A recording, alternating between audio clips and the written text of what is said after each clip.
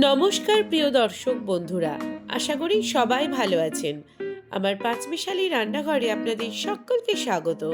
আমার আজকের রেসিপি সুজির পিঠে। আজ পৌষ সংক্রান্তি, এই উপলক্ষে আমাদের বাড়িতে একটা নতুন ধরনের পিঠে বানানো হয়েছে সুজি দিয়ে। সেই রেসিপিটাই আজকে আপনাদের সাথে শেয়ার করব। প্রথমে সুজিটাকে ভালোভাবে একটু সাদা তেল দিয়ে ভেজে নিয়েছি। এরপর জল দিয়ে সুজিটা সেদ্ধ হয়ে গেলে এইভাবে মেখে নেব। এর থেকে লেচি কেটে নিয়েছি। অপর দিকে কড়াইতে দিয়ে দিয়েছি দুধটা ফুটে উঠলে দিয়ে দিয়েছি এলাচ গুঁড়ো, খেজুর গুড়, ভালো মতো একটু জাল করে নিয়েছি। এরপর পিঠেগুলোর মধ্যে দিয়ে দেব ক্ষীরের পুর। এই ক্ষীরটা আমি বাড়িতেই বানিয়েছি। পিঠেগুলো দুধের মধ্যে দিয়ে কিছুক্ষণ জাল করে নেব, দিয়ে নামিয়ে নিয়েছি।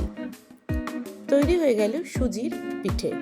আপনারাও বাড়িতে এইভাবে একবার সুজির পিঠে করে খেয়ে দেখবেন। খেতে ভীষণ নরম এবং সুস্বাদু হয়।